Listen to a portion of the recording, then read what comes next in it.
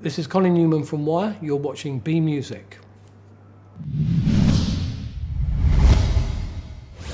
We are honoured to have an influential veteran of the British music scene with us now, Colin Newman from Wire.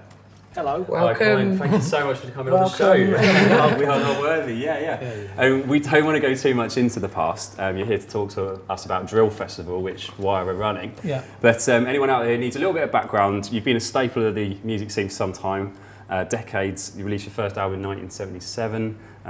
Lots of influential albums throughout that decade, and then very busy through the 80s and 90s, and only last year released your 13th studio album, Change Becomes Us, to wide acclaim. So 13th? 13th, yeah. 13's not that many in all those years, but still. You've been busy, let's say. Yeah, on and off busy, yeah.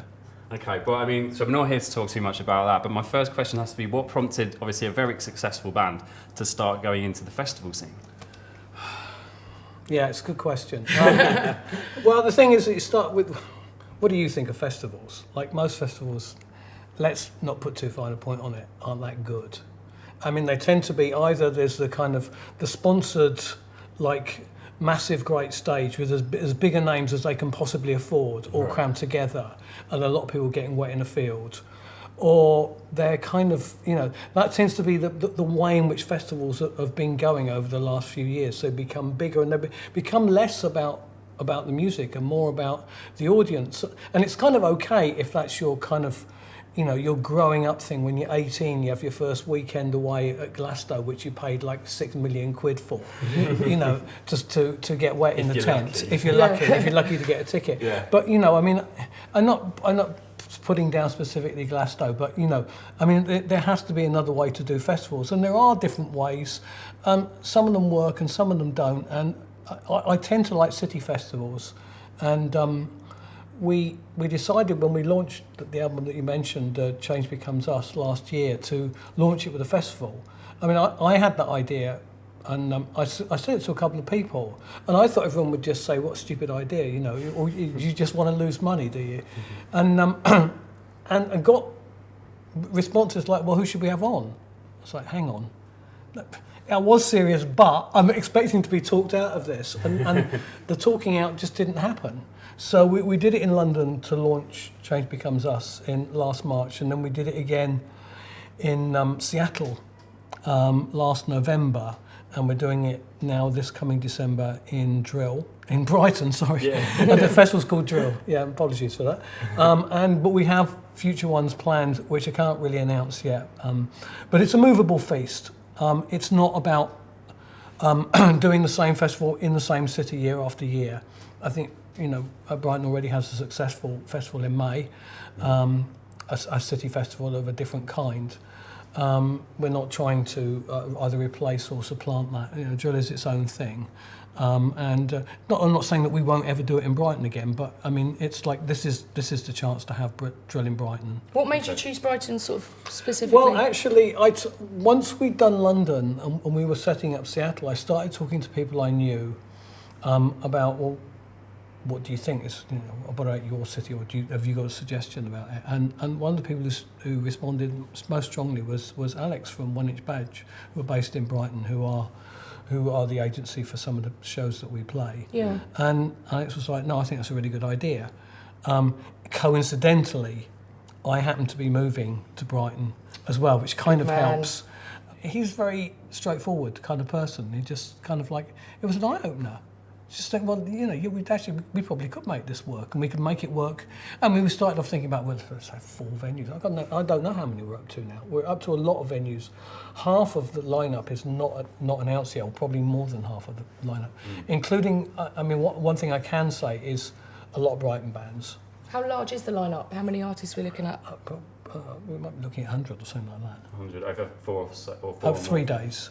Is it 3 days? 4 days? 4th to the 7th. How many days is that? Yeah, it's probably 4. Right, okay, I know this. Well, tell us. Thursday to Sunday, yeah. 4 days. Okay. Which dates? December the 4th to the 7th. 4th to the 7th, cool. Can you tell us about any of the bands that have been announced and why you chose them on the lineup? Just what the festival's going to be about genre-wise as well, if there's a kind of niche there. There isn't really a niche. I mean, in terms of, it's not even like we're looking, that we think that we should be limited to rock music or even bands. I mean, it's like Wire connects on lots of different levels to lots of different types of music and scenes. And part of the whole thing with the festival is that we connect to a lot of people kind of multi-generationally. Okay. We have, like there's a band who already announced, well, 2 bands from a kind of generation who are in their 20s now, both Toy and Savages, who both feel a very strong kinship with Wire, not necessarily in the style of music, but in just the attitude and the way of going about it. For me personally, it's about connections, and I think for Wire as a band, one of the great things we get a lot of respect, and we do get a certain amount of people being aware of what we're doing now, but we are not as well known for what we're doing now as we are in general. So lots of people have heard of Wire, and lots of people think they know everything about Wire. Actually, they really don't. Wire is very broad, and even between us, I mean, there's an awful lot we don't agree on musically, you know. In terms of like just curating the festival, I mean, there are very, very few people you could say everyone, hand on heart, was 100% on choosing, but that's fine. That's absolutely fine. I was just going to ask, do you notice sort of a difference in attitude from perhaps the younger groups that you said you've got that kinship with, and the older guys who've been in the business a bit longer?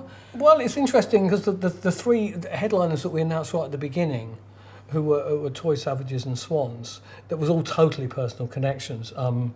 With Swans, actually what happened was we were going to do the festival in November, and they asked us to do a festival that they were curating in Utrecht.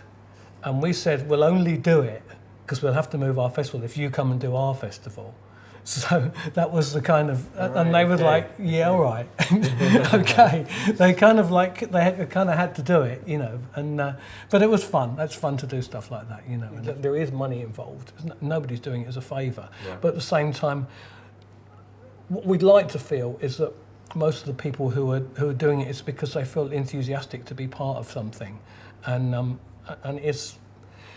I wouldn't make any grandiose claims for what it is, but it's just a set of people who can kind of connect together. Are you still going to be releasing albums? Well, I think, well, absolutely. I mean, I'm working on it now. There's an album that is slated for release in April next year, which will be the next album, as yet untitled, obviously.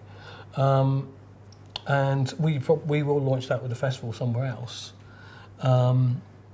With the next Drill Fest, or? Yeah, with a version of a Drill Fest. It is one of the other things about a Drill Festival is it's quite mutable in the way that we do it. We're not.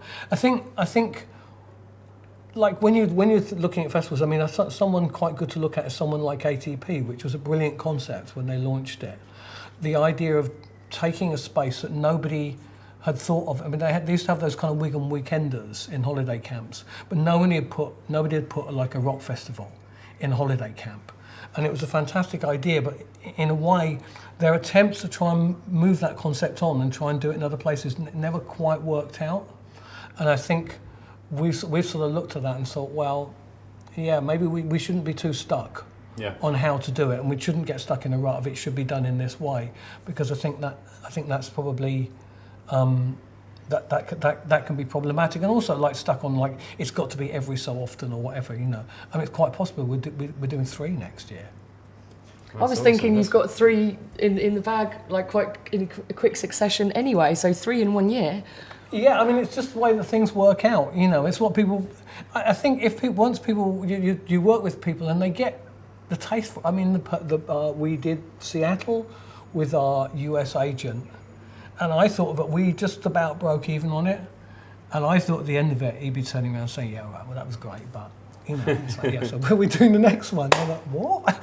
Really? I think people get a genuine, I think it's exciting. There are some really interesting moments. I mean, during the curation, when there's got emails buzzing around and everyone's kind of like, sometimes to people's detriment, discussing the various merits of various bands and whatever. And people say really funny stuff sometimes, It is, and the thing is that you're dealing with people who aren't musicians. Musicians are terrible in relationship to other It's the groups. second time we've had that on the show today.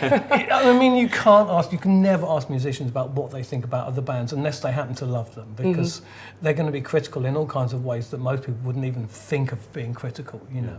And, you know, so you have, I mean, you don't really, and on the other side, you don't really want to offend anybody. So you have to be, there are fine lines to be trod, but, you know, that's all part of it. Cool.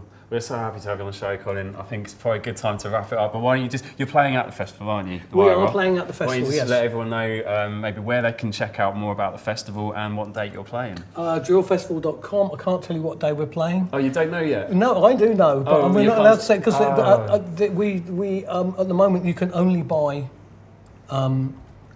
tickets for the whole festival. Oh, right. So again, you can check it out at drillfestival. Drillfestival.com. There's a Twitter and Facebook for it. Wire's Facebook is WireHQ, and pinkflag.com if you can't remember any of the other things. Brilliant, Colin. Again, thank you again. Thank you so All much. right, thank you. Cheers. Thank you for All the having best. me.